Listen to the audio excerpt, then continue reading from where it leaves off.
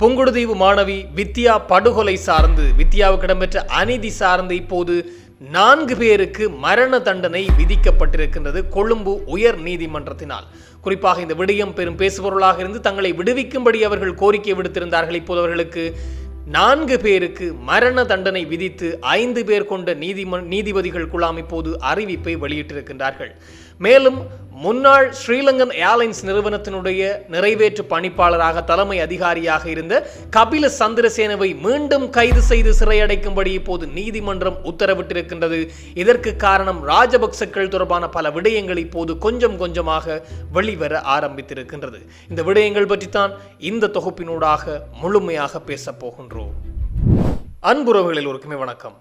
இப்போது மீண்டும் ஒரு விடயம் பேசுபொருளாக மாறியிருக்கிறது. குறிப்பாக 2015ஆம் ஆண்டு புங்குடுதீவில் இடம்பெற்ற மிக மோசமான சம்பவம். குறிப்பாக பாடசாலை மாணவி 18 வயது மதிக்கத்தக்க பாடசாலை மாணவி வித்யா அவர்கள் படுகொலை, அது என்ன நடந்தது என்று எல்லோருக்குமே தெரியும். அந்த விடயம் சார்ந்து பெரும் பேசுபொருளாக மாறியிருக்கின்றது. மீண்டும் இது தொடர்பாக மொத்தமாக 7 பேர் கைது செய்யப்பட்டிருந்தார்கள். அந்த காலகட்டங்களிலே ஒவ்வொருவரும் ஒவ்வொரு காரணங்களினால் அந்த கைது இடம்பெற்றிருந்தது. அந்த மரணத்திற்கு காரணமானவர்கள் 7 பேர் கைது செய்யப்பட்டிருந்தார்கள். அவர்களுக்கு யாழ்ப்பாணம் மேல் நீதிமன்றத்திலே 3 அடங்கிய நீதிபதிகள் குழாம் அவர்களுக்கான மரண தண்டனையை வழங்கி தீர்ப்பளித்திருந்தது. இதிலே இளஞ்செழியன் அவர்களும் இதிலே முன்னின்று செயற்பட்டதாக சொல்லப்படுகிறது. நீதிபதி இளஞ்செழியன் அவர்களுக்கும் இதிலே சம்பந்தம் இருக்கிறது. எனவே அந்த அவர்களுக்கு மரண தண்டனை வழங்குவதில்லை. எனவே இந்த 7 பேருக்கு மரண தண்டனை வழங்கப்பட்டது முதற்கொண்டு இந்த 7 பேரும் தங்களுடைய மரண தண்டனையை ரத்து செய்து தங்களை விடுவிக்கும்படி மேல்முறையீடு செய்திருந்தார்கள் கொழும்பு உயர் நீதிமன்றத்திலே.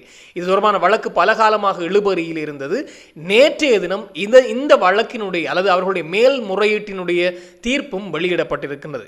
குறிப்பாக கொழும்பு உயர் நீதிமன்றத்திலே இப்போதைய பிரதம நீதியரசராக இருக்கின்ற பிரித்தி பத்மன் சூரசேன அவர்கள் தலைமையிலே 5 பேர் கொண்ட நீதிபதிகள் குழாம் இந்த தீர்ப்பை வழங்கியிருக்கின்றார்கள். குறிப்பாக அவர்களுடைய மேல்முறையீட்டை பரிசீலித்திருக்கின்றார்கள். தங்களை விடுதலை செய்யும்படியும் தாங்கள் இந்த குற்றம் செய்யவில்லை என்றும் தங்களுக்கு வழங்கப்பட்ட மரண தண்டனை செல்லுபடியாக, அதாவது மரண தண்டனை ஏற்றுக்கொள்ள முடியாது என்று உயர்நீதிமன்றம் தீர்ப்பளிக்க வேண்டும் என்று அவர்களுடைய மனுவிலே கூறப்பட்டிருந்ததாம். இதிலே குறிப்பாக ஒருவர் மரணமடைந்து விட்டார். 7 பேரிலே ஒருவர், அதிலே மொத்தம் 6 பேர் இருந்தார்கள்.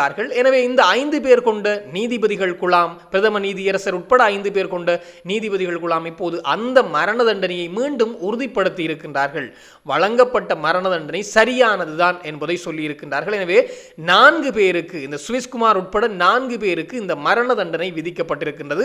மேலும் 2 பேரை வழக்கிலிருந்து விடுவிக்கும்படி சொல்லப்பட்டிருக்கிறது. எனவே இந்த வழக்கு சார்ந்து இப்போது நீதிமன்றம் மரண தண்டனை வழங்கியது சரிதான் என்பதை மீண்டும் உறுதிப்படுத்தி அவர்கள் மரண தண்டனை அனுபவிக்கும்படி உத்தரவு பிறப்பிக்கப்பட்டிருக்கின்றது. மேலும் அதாவது 4 பேருக்கு அந்த மரண தண்டனை உத்தரவுகளும் சுவிஸ்குமார் உட்பட 4 பேருக்கு ஏனைய 2 பேரையும் வழக்கிலிருந்து விடுவிக்கும்படியும் அவர்கள் உத்தரவு பிறப்பித்திருப்பதாக சொல்லப்பட்டிருக்கின்றது.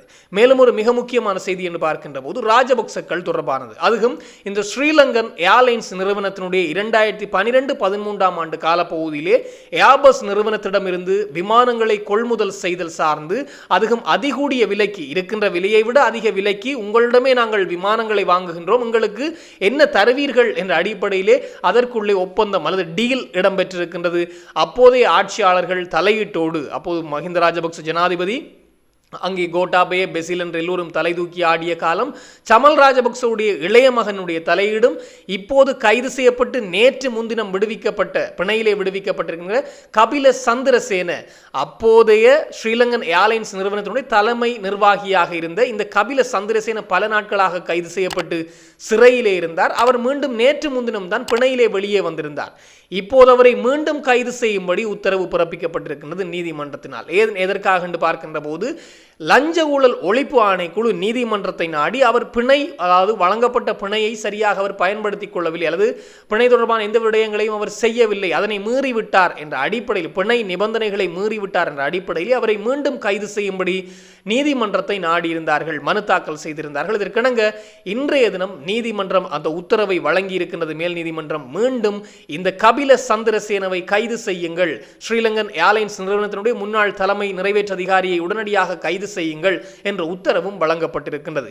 இவருக்கு மட்டும்தானா இந்த உத்தரவு என்று பார்க்கின்ற போது இதே வழக்கு சார்ந்து முன்னாள் ஜனாதிபதி மஹிந்த ராஜபக்சவும் முன்னாள் ஜனாதிபதிக்கு மிக முக்கிய நெருங்கியவர்களாக இருந்த ஜெயரட்ன என்று சொல்லப்படுகின்ற ஒரு நபரும், அவருக்கு மிக நெருங்கிய வட்டாரமாக இருந்த வில்லி கமகே மற்றும் அவருக்கு மிக நெருங்கிய வட்டாரமாக இருந்த மஹிந்த ராஜபக்சவோடு மிக நெருங்கிய தொடர்புகளை பேணி வந்த பியங்கர ஜெயரட்ன என்று சொல்லப்படுகின்ற நபரையும் இப்போது எதிர்வருகின்ற 12ஆம் தேதி விசாரணைக்கு வரும்படி அழைத்திருக்கின்றார்கள். இதே வழக்கு சார்ந்து, அதாவது இந்த ஏபஸ் நிறுவனத்திடமிருந்து கொள்முதல் செய்யப்பட்டதாக சொல்லப்படும், கொள்முதல் செய்ய முயற்சித்து 2 மில்லியன் அமெரிக்க டாலர்களை, 20 லட்சம் அமெரிக்க டாலர்களை லஞ்சமாக பெற்றுக்கொண்ட விடயம் சார்ந்து இதிலே முன்னிலையிலே செயற்பட்டவர் இந்த கபில சந்திரசேன என்றும், அவருடைய மனைவியினுடைய வங்கி கணக்குக்கு அந்த 2 மில்லியன் அமெரிக்க டாலர்களும் வந்ததென்றும், அது பின்னர் சமல் ராஜபக்சவுடைய மகனுடைய தலையீடு இருந்ததென்றும், அந்த பணம் அத்தனையுமே 2015ஆம் ஆண்டு மஹிந்த ராஜபக்சவினுடைய அரசியல், அதாவது ஜனாதிபதி தேர்தலிலே போட்டியிடுவதற்கு மஹிந்த ராஜபக்சவுக்கு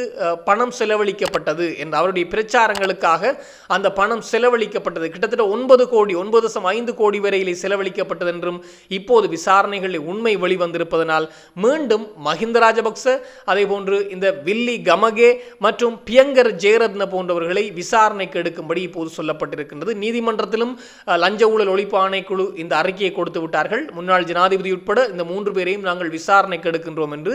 அந்த விசாரணை தொடர்பாகத்தான் இன்றைய தினம் கபில சந்திரசேனவை மீண்டும் கைது செய்யும்படி உத்தரவு பிறப்பிக்கப்பட்டிருக்கிறது. எனவே இப்போ ராஜபக்சக்கள் தொடர்பான பல வழக்குகள் இப்போது தூசி தட்ட ஆரம்பிக்கப்பட்டிருக்கிறது, துருவி விசாரிக்கப்பட ஆரம்பித்திருக்கின்றது.